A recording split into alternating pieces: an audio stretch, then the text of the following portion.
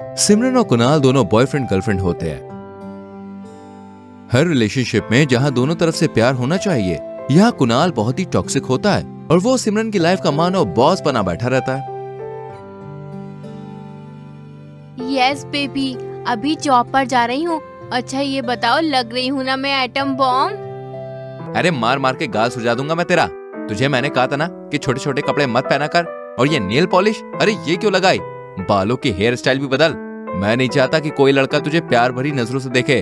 और 5 मिनट में सीधी जॉब पर, किसी से भी बातचीत नहीं। लेकिन कुणाल, मैं भी इंसान हूँ, मेरे भी शौक है, मुझे भी दोस्त बनाने हैं। मुझे मेरी मर्जी से क्यों नहीं जीने देते तुम? अरे मैं तुमसे प्यार करता हूँ और तुम मेरी हो, सिर्फ मेरी। एक दिन जब सिमरन और कुणाल डेट पर जाते हैं, तभी सिमरन एक वेटर के हाथ पर बैंडेज लगा हुआ देखती है। इट्स ओके, कोई बात नहीं, आप रख दीजिए, मैं सर्व कर लूंगी खुद को। एंड संभाल के काम कीजिए, आपके हाथ में पहले ही इतनी चोट लगी हुई है। Sure ma'am, thanks. सिमरन और उस वेटर को बात करते हुए देखकर कुणाल गुस्से से लाल हो जाता है और उस वेटर के हाथ को मोड़ कर रख देता है और उसे वहां से बाहर फेंकता है। Oh sir! चल निकल यहाँ से। ये तुम क्या कर रहे हो कुणाल? तेरी तो। इतना कहते हुए कुणाल सिमरन को भी धक्का मारता है, जिससे सिमरन के सर पे चोट आती है और उसका सर खून से लथपथ हो जाता है। हाँ, कुणाल। कुणाल वहां से चला जाता है। कुणाल का सिमरन के प्रति प्यार नहीं था, वो एक जुनून था, एक पागलपन था। सिमरन अपने खून से लथपथ सर को लेकर रास्ते से जा रही होती है कि तभी वहां पर अभिषेक नाम का एक लड़का उसे देख लेता है। अभिषेक उसकी मदद करने पहुंचता ही है कि उतने में सिमरन बेहोश होकर अभिषेक की बाहों में गिर जाती है। अभिषेक उसे हॉस्पिटल लेकर जाता है और थोड़ी देर बाद उसे होश आता है। थैंक यू सो मच मेरी जान बचाने के लिए। It's completely fine, you are most welcome. लेकिन तुम्हें ये चोट कैसे लगी? क्या तुम मुझे कैफे ले जा सकते हो? वहाँ जाकर बात करते हैं। हाँ श्योर, व्हाई नॉट। सिमरन और अभिषेक की कार में बैठकर कैफे जाते हैं और वहां पर कॉफी पीते हुए सिमरन अभिषेक को अपने और कुणाल के टॉक्सिक रिलेशनशिप के बारे में सब कुछ बताती है, जिसे सुनकर अभिषेक को बहुत बुरा लगता है।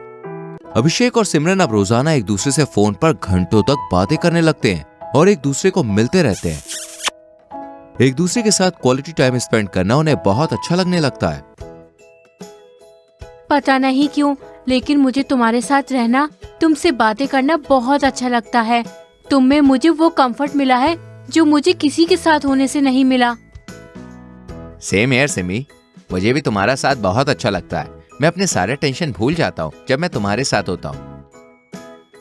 सिमरन को वक्त के संग धीरे धीरे ये बात समझ में आ जाती है कि कुणाल के संग रहना उसकी लाइफ का सबसे गलत डिसीजन है, क्योंकि कुणाल खुद एक गलत इंसान है, इसलिए वो उसके साथ ब्रेकअप कर लेती है। मेरा पीछा करने की या मुझे तंग करने की हिम्मत भी मत करना, क्योंकि अब मैं वो सिमरन नहीं रही। तुमसे प्यार करना मेरी जिंदगी का सबसे घटिया फैसला था। लेकिन सिमरन रुको तो।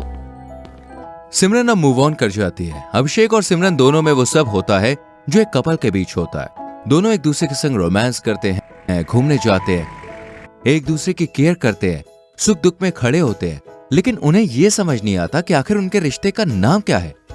आई डोंट नो सिमी, मैं तुमसे प्यार करता हूँ नहीं करता हूँ, मुझे तुम पसंद हो ना पसंद हो, मुझे नहीं पता। आई थिंक हमारा रिश्ता बेनाम है, इसलिए इतना प्यारा है। इसमें कोई दायरे नहीं है, कोई बंदिशें नहीं है। अभी और सिमी दोनों अपने बेनाम रिश्ते में रहकर 1 साल से 1.5 साल का समय बिता देते हैं। लेकिन तभी अभिषेक की माँ बरखा उसे शादी करने के लिए फोर्स करने लगती है और वो बता देता है कि उसकी लाइफ में सिमी नाम की कोई लड़की तो है, लेकिन उन दोनों को ये नहीं पता कि वो दोनों एक दूसरे से प्यार करते हैं या नहीं। दोनों के माता पिता ये सुनकर अपना सर पकड़ लेते हैं। हमें नहीं पता कि हमारे बीच क्या है, लेकिन जो भी है बहुत खूबसूरत है। कुछ रिश्ते किसी नाम के मोहताज नहीं होते। हमें ऐसे ही साथ रहने दीजिए प्लीज माँ। पागल हो गया है क्या? समाज वाले क्या कहेंगे? समाज वाले बस बातें बनाते हैं, कोई हमारे दुख सुख में काम नहीं आता। लेकिन सिमरन, प्लीज अंकल थोड़ा वक्त दीजिए हमें, फिर आप भी समझ जाएंगे कि आखिर हमारा रिश्ता क्या है, कैसा है। अपने बेटे की खुशी के लिए अभिषेक के पिता मोहनलाल मान जाते हैं, लेकिन उसकी माँ बरखा मुंह बनाती है और बेमन ही हाँ बोल देती है। दोनों बिना शादी किए ही साथ रहने लगते हैं। गली मोहल्ले की औरतें जब बरखा को ताने मारती हैं, तब बरखा को बहुत बुरा लगता है। अरे बरखा बहन, क्या घोटाला है? बिन बिहाई लड़की को अपने घर रख लिया है तुमने। वही तो, पता नहीं किस तरह की दाल पक रही है इनके घर में। लेकिन वक्त के साथ साथ बरखा, मोहनलाल और सिमरन के माता पिता को समझ में आ जाता है कि रिश्ते बेनामी खूबसूरत होते हैं। जब सिमरन बरखा और मोहनलाल का अपने सगे माता पिता से भी ज्यादा अच्छे से ध्यान रखती है और एक सर्वगुण संपन्न बहू की तरह पूरे घर को संभालती है। सिमरन, आज मैं समझ गई कि तुम दोनों के कहने का क्या मतलब था। तुमने निस्वार्थ मेरी सेवा की। अगर एक सास बहू के रिश्ते से सास और बहू ये नाम का दर्जा हटा दे तो वो रिश्ता बहुत सुंदर होता है, माँ और बेटी से भी ज्यादा सुंदर। तुमने बिना शादी किए ही इस घर को अपना बना लिया। एक अच्छी बहू, एक अच्छी बीवी और एक अच्छी गृहिणी होने में कोई कमी नहीं छोड़ी तुमने। तो सोचिए, जब रिश्ता बेनाम है तब इतना प्यारा है और इतनी इज्जत है, तो नाम जुड़ने पर क्या होगा? माँ जी, पापा जी, अब हम जीत चुके हैं क्योंकि हमारा रिश्ता जीत चुका है। देख क्या रहे हो? मांग भरो मेरे प्यारे सजना। अभिषेक सिमरन की मांग भरता है और दोनों अब विवाहित होकर सुखी और समृद्ध जीवन जीने लगते हैं। एक गांव में शांति देवी अपने पति मनीष और बेटे कमल के साथ रहती थी। शांति का पति एक शराबी था। वो उसे बहुत मारता पीटता था और शांति के कमाए हुए सारे पैसे शराब में खर्च कर देता था। ऐसे ही एक दिन, बोल, देगी कि नहीं पैसे? जल्दी बता, किधर रखे हैं, वरना तेरी खाल खींच दूंगा। नहीं, मुझे मत मारो। मैंने वो पैसे कमल की पढ़ाई के लिए बचा के रखे हैं। तू मुझे पैसे देने से मना कर रही है? रुक, अभी तुझे बताता हूँ। फिर मनीष और जैसे ही शांति को मारने जाता है, कमल बीच में आ जाता है। पापा, आप माँ को क्यों मार रहे हो? मत मारो। तेरी माँ इसी लायक है, ना जाने कहाँ कहाँ रंगरलिया मनाकर पैसे छुपा कर रखी है। हराम की कमाई रखी है इसने। और बोल रहा हूँ, फेंक दो वो पैसे। सुनती नहीं है। मारू नहीं तो क्या करूँ? क्यों बच्चे को गलत शिक्षा दे रहे हो? पापा, मैंने माँ को चोरी चुपके दाल के डिब्बे में पैसे रखते हुए देखा था। अच्छा, शाबाश मेरे बेटे। फिर शांति मनीष को लाख रोकती है, लेकिन वो पैसे लेकर फरार हो जाता है। मना किया था तुझे पैसों के बारे में बताने को तेरे पिता को, फिर भी तू नहीं माना। आप मुझसे दूर रहो। पापा बोलते हैं आप गंदी औरत हो और आपके पास इतने पैसे कहाँ से आते हैं? बेचारी शांति सर पर हाथ रख लेती है कि ये मनीष ने बच्चे को क्या सिखा दिया है। वहीं कुछ देर बाद शांति को खबर मिलती है कि मनीष शराब के नशे में धुत रोड पर चल रहा था और उसका एक्सीडेंट हो गया। वो बहुत दुखी होती है, लेकिन चाहकर भी कुछ कर नहीं पाती है।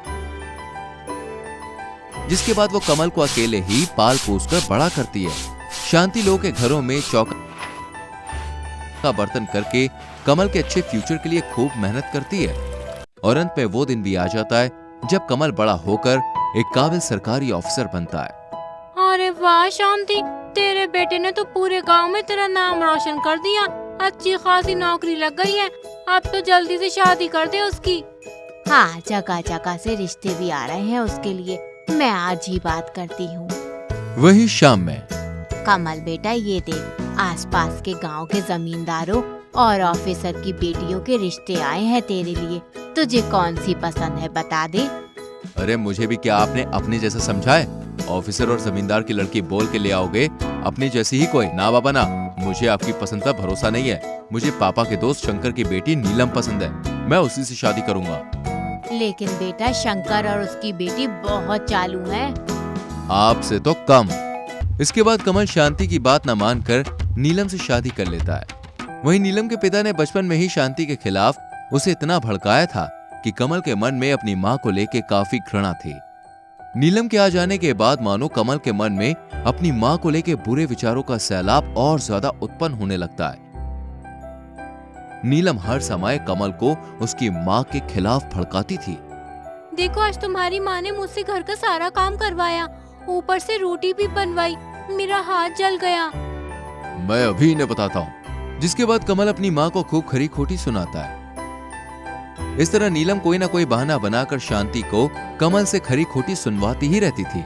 कभी कभी ऐसे प्रिटेंड करती कि शांति नीलम को खाना नहीं देती, तो कभी ऐसा कि वो मोहल्ले में नीलम को बदनाम कर रही है कि वो एक बहुत बुरी बहू है।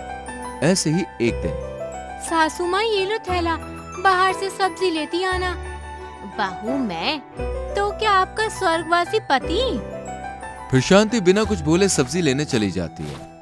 अब आएगा मजा, आज तो इस बुढ़िया का इस घर में आखिरी दिन होगा। तभी कमल घर में आता है।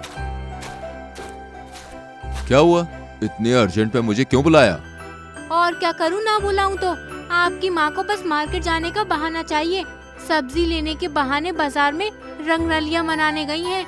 उस 2 कौड़ी के सब्जी वाले के साथ उनका चक्कर चल रहा है। अगर ऐसा है तो बिल्कुल भी ठीक नहीं होगा। फिर कमल और नीलम मार्केट जाते हैं। देखते हैं कि सब्जी वाला और शांति। ये लो सब्जी के पैसे। अरे ऐसे कैसे पैसे ले लूं? आपसे भला मैं पैसे कैसे ले सकता हूँ? आप तो हमारी पुरानी ग्राहक है, आज फ्री में ले जाइए। आपका वैसे भी मुझ पे बहुत उधार है। वहीं जब शांति घर पहुंचती है, लो आ गई तुम्हारी माँ रंगरलियां मनाकर। ये क्या बकवास है बहू? बकवास तो वो है जो आप इस उम्र में कर रही हैं। अरे शर्म नहीं आती आपको? बताओ, इतनी सारी सब्जी कहाँ से लाई हो और पैसे कहाँ से आए? पैसे तो पूरे बचे हैं। वो क्या है ना, सब्जी वाला मेरा पहचान का था। पहचान का नहीं, आशिक था। छे, मुझे तो सोचकर भी शर्म आती है कि मैं एक इतनी गिरी हुई औरत का बेटा हूँ। इसके बाद कमल शांति को धक्के देकर घर से बाहर निकाल देता है और नीलम दूर खड़ी मुस्कुरा रही होती है। अच्छी चाल चली मैंने। अब तो ये घर और इनकी कमाई पर बस मेरा ही हक होगा। वहीं अब शांति बेचारी दर भर की ठोकरें खाने लग जाती है। तेज बारिश बिगड़ते मौसम में यहाँ वहाँ भटकती है, जिस कारण उसकी तबीयत बहुत ही ज्यादा खराब हो जाती है। इस तरह एक दिन शांति जी फुटपाथ पर ऐसे ही पड़ी हुई थी कि तभी वो सब्जी वाला उन्हें देख लेता है। अरे शांति दीदी, ये आपके साथ ये सब कैसे हुआ? फिर शांति उसे सारी बात बताती है। जिस औरत ने जीवन में इतना दुख सहा, इतने मुश्किल हालात में अपने बेटे को इस काबिल बनाया, वो आज आपके साथ ऐसा कर रहा है। अरे हम पराए हैं तो आपने मेरे लिए इतना कुछ किया, वो तो आपका सगा खून है। मैं आपके साथ ये होते हुए नहीं देख सकता। इसके बाद वो पुलिस के पास जाके उन्हें सारी बात बताता है और फिर पुलिस कमल और नीलम को शांति जी के घरेलू हिंसा और उन्हें उनके घर से बेदखल करने के मामले में और मेंटली टॉर्चर करने के जुर्म में गिरफ्तार कर और फिर पुलिस कमल और नीलम को शांति जी के घर